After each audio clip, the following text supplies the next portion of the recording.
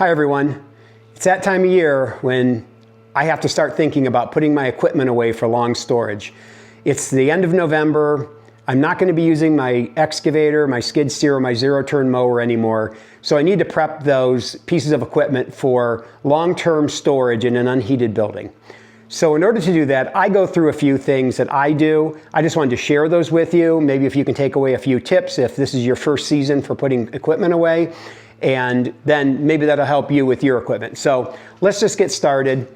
Here's a couple things that you might want to think about getting to get ready for putting your equipment away. Number one, if you don't have them, buy a trickle charger to keep your battery fresh and maintained over the winter. If you have electricity available, this is a great thing to have to keep your battery ready to go when in the spring when you go to start it for the first time. And it really does help the battery. If you don't have electricity, you might want to consider taking the battery out of your machine and taking it into a heated space and putting a trickle charger on it there, because it will shorten the battery life if it just is allowed to get really cold and isn't maintained over the winter. The other thing I have is, it's called fluid film. This is for protecting any parts on your equipment that may rust. Now I know I'm in a unheated building, but even though it doesn't get wet in here with water, there are certain atmospheric conditions that cause humidity to get so high that the water will actually come out of the air and get your machines all wet when the dew point drops on that machine, and the water will just come out of the air and put water all over your equipment like it's wet. It's really weird, but it happens. It's usually in the late fall when you're getting those weird kind of days where there's 100% humidity and really kind of foggy out, and spring when the snow is melting, the temperature's coming up a little. That's a prime time for water to condense out of the air onto your equipment. You want to get some Stabil to put in your gas. I recommend filling your tanks all the way to the very top with non-ethanol fuel and putting some Stabil in that gas. That way you know that you have less area in that tank that can condense moisture out, because if you leave your tank empty and it's a metal tank, that moisture that I talked about condensing on your equipment can go right into the inside of your tank too and put water in your fuel. So by filling it with fuel and adding a little Stabil, you can displace most of the area where the water would have normally condensed. This is a cigarette light adapter. If your machine has a cigarette lighter and you want to do your trickle charger there, if the battery's inaccessible, then you can usually just put that right to your trickle charger and hook that up to the battery cigarette lighter and charge your battery there. And then here's a couple other things I purchased. These are fuel shutoff valves, and I'm going to be installing those on two pieces of equipment I have that did not come from the factory with fuel shutoff valves, and I like to run my carburetors out of fuel before I put them into storage. So let's get started with each piece of equipment. So this is my Jansen MB500. This piece of equipment I don't have to do much to. This has a fuel shutoff valve on it, so I didn't have to worry about installing one. It's right here. It's hard to see it, but there it is on the carburetor. So when I put this away last time, I ran the fuel dry out of the carburetor. I'm going to go ahead and fill this tank all the way to the top and put Stabil in it. And I've already hooked up my battery tender into the cigarette lighter adapter here on this unit. So other than just checking to make sure that battery stays maintained over the winter, this unit is pretty much ready to roll for its long slumber this winter. Okay, the other thing you're going to want to get is some fluid film. Now, it doesn't have to be fluid film. There are other products out there, but I have read that WD-40 isn't great to use. This has lanolin in it, and it doesn't really evaporate. It just keeps a nice coating on your machine for the storage season. And you just want to get a rag and put some on a rag, and then just wipe it on your cylinders like this. And just make sure there's a nice coating on there so that over the winter it has a nice coating of oil on it, and that's not going to rust. And you're going to want to do that on any exposed metal anywhere on the machine that you want to stop from rusting.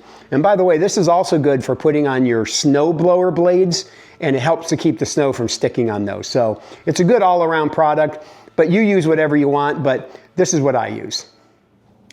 So on my Durette, Why they didn't put a fuel shutoff from the factory is beyond me, because it needs one.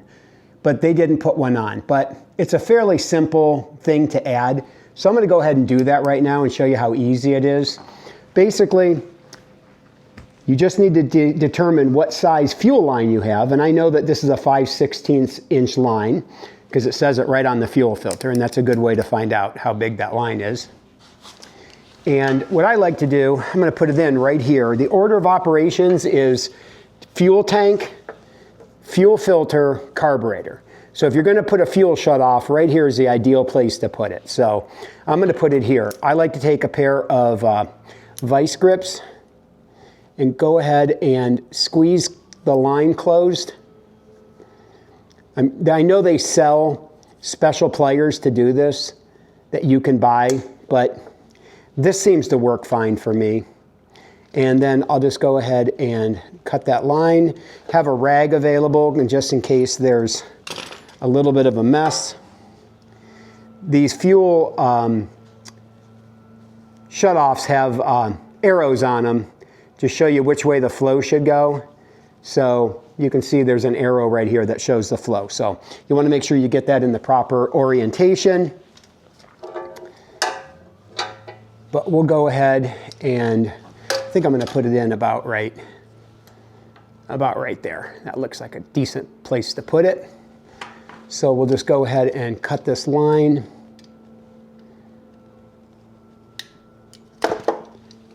And there we go, the line is cut. And we'll get some of that fuel out of there. Okay. Now we can go ahead and assemble this properly.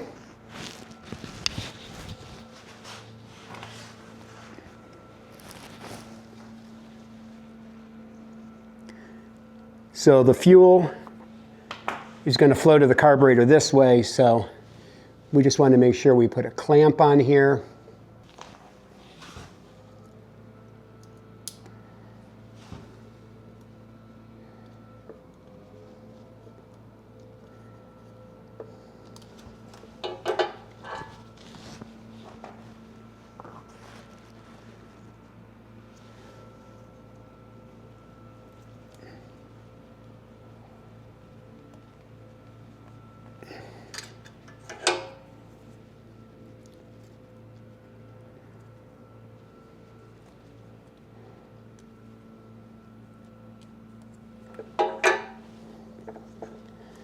And then just put it on this and make sure we get the clamp on first.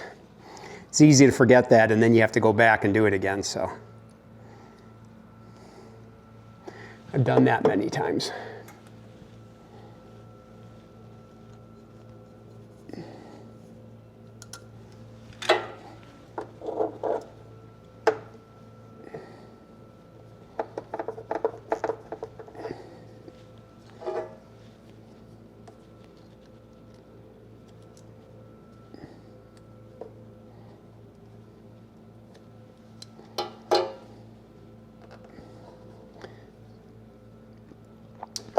That off, check for leaks, and we're all good. So that only took a couple minutes, and I can tell you, you're going to want to run this engine dry so that carburetor's out of fuel, and that will just ensure that nothing bad happens over the winter while you're trying to store your equipment. Okay, this is my zero-turn mower. Again, they did not put a fuel shutoff. They actually wanted you to drain this tank and then run the carburetor dry, which is just absolutely ridiculous. So I'm going to go ahead and put a fuel shutoff on this. This is a 1/4 inch line, so I had to buy a bigger fuel shutoff for this one. But bottom line is, again, order of operations, tank. This runs over here to the fuel filter. This runs to the fuel pump, and then that goes to the engine. So you're going to want to put it after the tank, and I'm going to put it right here. And since this is not a gravity-fed system, I don't have to worry about clamping that fuel line. So I'm going to put this right here so I can just go ahead and cut this fuel line.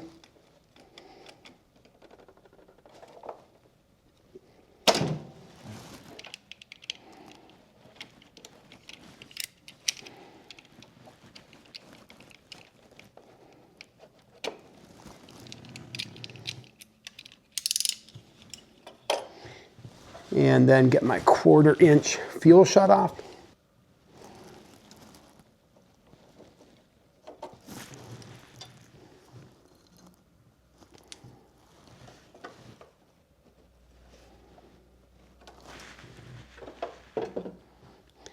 Make sure my arrow is pointing in the right direction.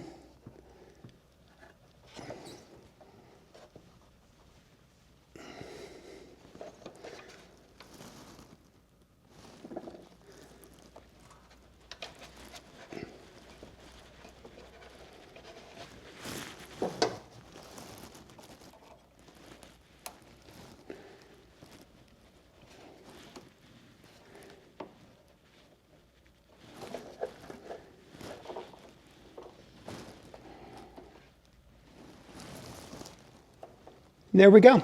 And that's all there is to it. To installing a fuel shutoff on those pieces of equipment.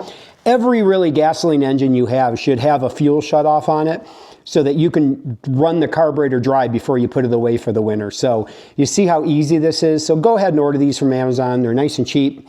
And go ahead and protect that carburetor and that engine from the possibility that your fuel will go through that carburetor and into your engine over the winter. And that's not a good thing. And this just makes sure everything stays nice and clean.